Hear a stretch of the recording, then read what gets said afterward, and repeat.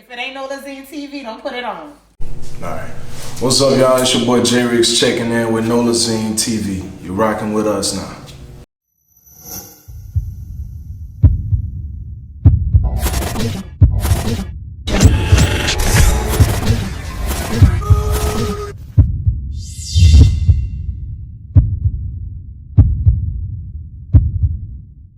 Okay, so I'm gonna tell everybody where you from. So, my home city is Monroe, Louisiana. I'm from North Louisiana. I've been down south for over 6 years now. You see down south, like down here? Or you talking about? So, let me take it a step back. I went to college at UL. So I went to UL, University of Lafayette. And then from there, I moved here to New Orleans. So I've been in New Orleans for approximately 5 years. Okay. Yeah, there we go. So you came to New Orleans, huh? Yeah, I came to New Orleans. Like Monroe and New Orleans, that's a total two different worlds. Like, definitely. I got family from around close to Monroe, so I know like it's totally different worlds. Yeah. So, like growing up in like Monroe, on how it was, I'm like for you. So I grew up on the south side of Monroe. When I was a teenager and a kid, it was a ton of gang violence. In this small city of over 55,000 people at the time, that was the population, it was so much animosity in this one small area because it's not a big city. So we had our different cliques that we had. And you know, in normal places, people that's all on the south side, they'll be together versus a different side. Like here in New Orleans, you got different wards that stick with each other. That's not always true either. Yeah, you know, but it's somewhat. That's how it's the hood. Right, it's the hood. Yeah. So, you know, in our hood, we were sectioned out in our hood, being there as the south side, thinking that y'all supposed to be on the same side, but we wasn't because everybody was trying to battle to be to the top and shit of what we thought was the top, you know. Man, that's crazy. Yeah. So it's like, I you know, we gotta talk about this because like most people don't really get that. Like, you know, Baton Rouge and New Orleans don't have gangs. Mm-hmm. Like, but Shreveport, Monroe, they have gangs, and people don't really understand how y'all like. Well, not saying how y'all, but like, how do we get to that? Like, and how do they get to that point? But if you really do real deep history, if all the real gang leaders who actually went to California was from like Shreveport, and Monroe, like Tookie Williams and certain people, but like people don't do another, like people, I don't think a lot of people do like enough like history or, you know, to actually know that, you know, like gangs really kind of started in Louisiana and Mississippi. Yeah, that ass. And that was to go back even farther with that, that's all due to the racism of how it was. Because Monroe was one of the cities in the South. My grandpa told me this. Martin Luther King actually showed up at the Monroe airport and all the police and everything met him and said, "We don't need you here to egg on our people. We got our people good." That's exactly what they said. And Martin Luther King got a good train. Yeah, and Martin Luther King said, "You know what? You know, it is what it is," and he left. He went and got out just like that. So he didn't have a dream from Monroe. Hey, it's like, yeah, bro, you know, if they ain't show up to this airport to fight for me to be here, you know what I'm saying? It's like, you know, I got y'all not here. Right, I gotta meet you where, you know, you gotta meet me where I'm at, man. You wanna change. At the airport to make sure I'm safe. Right, so, and then to touch on that gang thing, back in, when was it? My uncle was actually, they had a small fraction of Bloods and Crips in Monroe that started back in the day, before the 90s. So this was like throwback shit, before the 90s. Actually, right down the street, Tookie Williams' brother used to talk to he used to be with my homeboy mama. So right down the street, Tookie Williams' brother, I used to see him all the time, say what's up to him in my neighborhood. So it's like that just shows how you touch back on what you said. Like people don't know the original roots of most of that gang stuff. It was organized in Louisiana. Yeah. People actually told their parents that if you moved to California, you have a better life. Right. They just took it with them. Right. And a ton of people from Monroe did move to California. A ton of people from Louisiana went to Louisiana, California. Yeah, Mississippi too, definitely. And the crazy part is, this is the thing that, you know, that I kind of like it's kind of crazy to me about gangs in Shreveport and Monroe. Like everybody cousins out there. So, like you really like bang against your blood cousin. Like that's what they'll be like in Cali. It's not too many cousins really beef. Right, man. Like in Louisiana, everybody really kind of kiss some kind of way. Cause they got nothing but kissing cousins, all kinds of shit going on up there. That's crazy, and there's been plenty of times where, let's see. It's been plenty of times I done got into it with some people when I was gang affiliated. I was affiliated with in Standerford Avenue. It's called Sacktown. So we was really big once all the gang stuff was going on. Now everything is not as gangish. I believe the only big gangs that are left in Monroe now, and it's 2022. You know what I'm saying? That's the only big gangs that I know about that I keep up with is possibly in the town of Richwood and the east side of Monroe. That's pretty much it. Everybody else done chilled down. Everybody else done moved out of Monroe, really. People that want, people that want to start something better for themselves, they went to Texas. So majority of the people who want to do something went to Texas or to Atlanta or to California. So yeah. And so you went to UL, so did you go for basketball, football, so, or just regular academics? This is the story. All right. So I left my high school at Monroe when I was a sophomore due to gang activity. So I had to get out of there. My mama didn't make the decision. I made the decision. I didn't want to go to the school in the first place because I knew what was going to happen. So when they came up with an opportunity for me to get into a private school on a scholarship, I told my mama, hey, mama, I want to do that. And then I already had good grades because I'm a smart student. I've always been intelligent and everything. So my grades just showed everything that, I can get in there. So long story short, I played football at the private school, took them to the state championship, first ever state championship ever that they ever went to, and they probably gonna go to unless they get somebody else that's like me to that school. High school? High school. I'm talking about high school right now. Yeah. Unless they get somebody else there. But other than that, yeah, I turned that school up for real, man. Went to state track meets and everything. But so UL, I was super smart, but you know how that the TOPS test is, the ACT. Yeah. So coming from the school where I came from, they didn't teach us how to ACT prep. It's crazy. This school system is a little bit. So they didn't teach us ACT prep. So when I got to the private school, I took the ACT first, right? Made like 18 on that motherfucker. Then they put me in the ACT prep class or whatever. Now, if I would have been put in there earlier, when the kids who I went to private school with was in there, I would have made 26 or higher. But when I took that course, and then I took the ACT again, my score shot up, 4 points. I went up to a 22. I got like a 25 and some shit and a 26 and something else, and then the average house just came to a 22. So a 22 was good enough to get me to UL. Then a connection that went to my private school in Monroe, it's called St. Frederick's High School. They was the recruiter at the UL campus for football. So when I got to UL, I pretty much walked onto the team. Now this is where everything gets crazy. Basketball or football? Football. Okay. Football. So I walked onto the football team.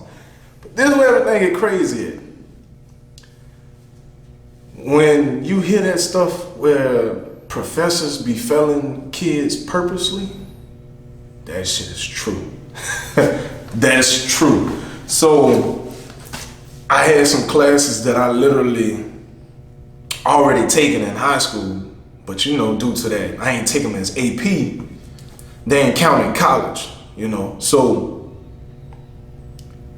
long story short, they failed me in that course, and then I took an art class. Everybody who know me know that I'm a painter, I'm an artist. I'm an all-around artist, I can paint and do everything. So I don't know how you fail art when you good with art, but he failed. So pretty much, shit, I stopped going to college, I started making music. And yeah, that's pretty much that. So, speaking on music, what year was this? That was my first year ever I made music. My cousin, he was a local rapper in Monroe from our neighborhood. You gotta shout his name on you. Yeah, my cousin Alvin. My cousin Alvin. What rap name is? Brass. No. His rap name is what's his name? Brass. Damn. Brass. It's something like. Your cousin, man. Like he done retired now, man. So he don't make. He just got his music out now. But he took me to the studio, Tippy Tina's. I know y'all familiar with that down here in New Orleans, but my friend on that down here. Yeah, so Tippy Tina's. I actually got affiliated with Tippy Tina's due to their co-ops programs, because they had studios based all out throughout Louisiana. In Monroe, they actually had a big studio to where you could go in there. The membership was $20 a month. You could pay $20 a month and you had full access to state-of-the-art equipment, recording equipment. They need that here. Hey, for real, man. So he put me on with that. He took me into the studio and he played a beat. And he was like, write something to it, freestyle to it. And I pretty much wrote to it and did that, and the rest was history. I was like, shit, I'm good. I let my homeboy in college listen to it. Like, man, you fucking good, man. It's like, what you should push this shit, man. I was like, shit. Hey, fuck, I've been doing music for forever. I grew up in church. I was in the fucking choir since I was 4 years old. So, it was just like embedded in me. So, couldn't escape it. Okay. So, growing up, who influenced you far as mainstream artists that could get into music? Mainstream artists when I was growing up. Who influenced you? Definitely Trill Fam. Trill Family ENT. Webby, Fat, Lil Boosie. And then I gotta go over to Atlanta. Outkast, Gucci Man, Jeezy. Who else? Kevin Gates sort of I came up. I know the Kevin Gates, the beginning of Kevin Gates. Yeah, with the dreads. I know. My shortest something, you know what it is. That right there. And that all that's in. The Kevin Gates I didn't like. That's the Kevin Gates I grew up on. You got I went to a Southern concert. I'm like, dang. Yeah, Kevin. This dude had the whole arena shit, but I didn't like his music at the time. Yeah. He grew on to me. I'm like, but if from Baton Rouge on up, if they got it. Yeah. That's crazy. Yeah, like what it is, it's just like, so I could touch base on a Monroe scene.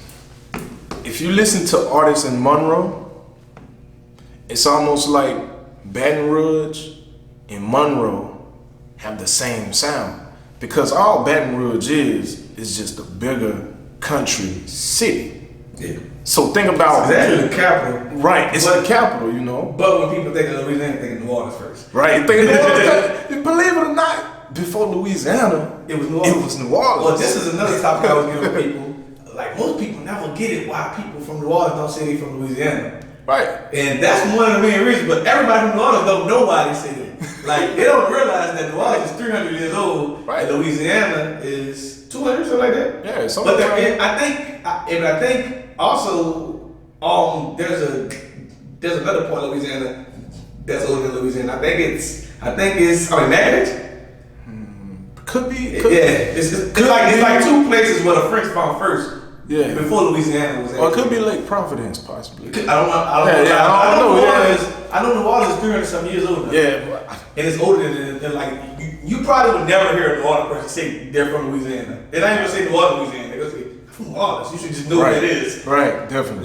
But it's crazy because I feel like it kind of hurt the artists here because they don't claim Louisiana and they don't actually work with the other Louisiana. Right. And just not knowing you got to work through the full chitlin circuit. Right. Look, so to touch bases on that, I don't classify myself as just one city artist. Right. In Louisiana, I actually classify myself as a Louisiana artist, but like on all my bios and everything, I just put American music artist. Okay. And I say that I'm based here in Louisiana. I'm from Louisiana because I got a piece of every part of Louisiana. You get what I'm saying? I done been to Monroe, Lafayette, Alexandria, Shreveport, shit. You saw it. You saw it in Louisiana. Yeah, I'm still in Louisiana, so I done got a taste of everything in Louisiana. I've been in New Orleans for 5 years, so I'm classified as New Orleans now. So shit, you know what I'm saying? Love New Orleans, but yeah. So I, you know. Did you feel like you had to transition when you moved to New Orleans as a music artist? Because basically, you know, like everywhere past Baton Rouge on up don't make the same type of music as the New Orleans artists. Right. So like, do you feel like you had to transition? So to touch on that, since I'm from Monroe, it's something about about Monroe City. If you from Monroe, every city you go to has some kind of comparison. It's just bigger. So when I came to New Orleans, it feels like a big ass Monroe to me.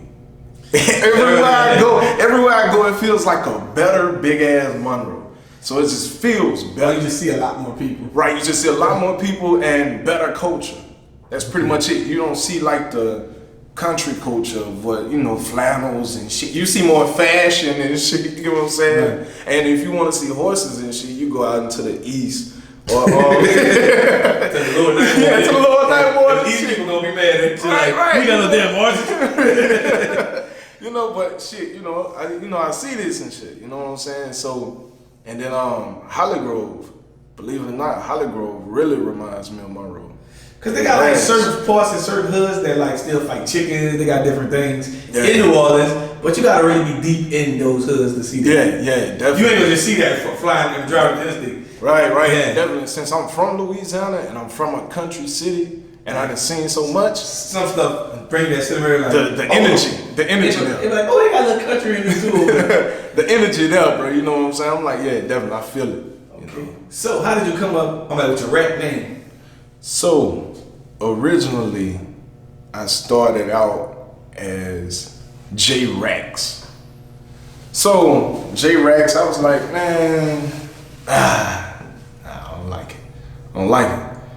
Then everybody just kept calling me J-Rix. I've been called J-Rix. J-Rix was my football name. That everybody pretty much, they didn't say my real name no more. They just started calling me J-Rix. So, I was talking to my homeboy Nico, shout out to him. He over there in Splash Town now. He live over there in Splash Town with them Sauce Twins. But he said, what you said? Say it again, son? Jay, say that again. J-Rix? I was like, yeah, J-Rix. And shit, that's where it came from, J-Rix. I was like, fuck. And I just dropped the S and put the $sign on it. Make it look more artistic, you know? I got you. Yeah. So, do you have any brand new projects coming out? So currently, I just released a project this past Friday called Rixism Life's a Party. It's filled with a ton of pretty much party bangers. And also it features producers from Russia, Brazil. I produce tracks on there as well with beats wise. And who else is on there? And somebody else from somewhere else. But it's just a complete, total party vibe. Like it's just, if you're feeling down in life, if you turn it on, it makes you feel unique. It makes you feel like, damn, I got more to live for. You know what I'm saying? I don't gotta feel down over this petty shit right here that's going on. There's still more to be made. It's still more to do out here. So if you listen to that album, Rixism, Life's a Party, it'll definitely turn you up and turn you on for real. Okay. So tell us what separates you from other artists. So what separates me is that I can say that I'm real, genuine energy. I don't try to be something that I'm not. I'm not gonna sit there in front of your face, you get what I'm saying? I'm just gonna be straight up. I'm 100 all the time, so I can't be fake. I can't be. That's not my demeanor, you know what I'm saying? I was raised up in Monroe, in the streets of Monroe, so that shit right there just calls you to stay away from fake shit, and you gotta be real. Otherwise, you know, you can get fucked up.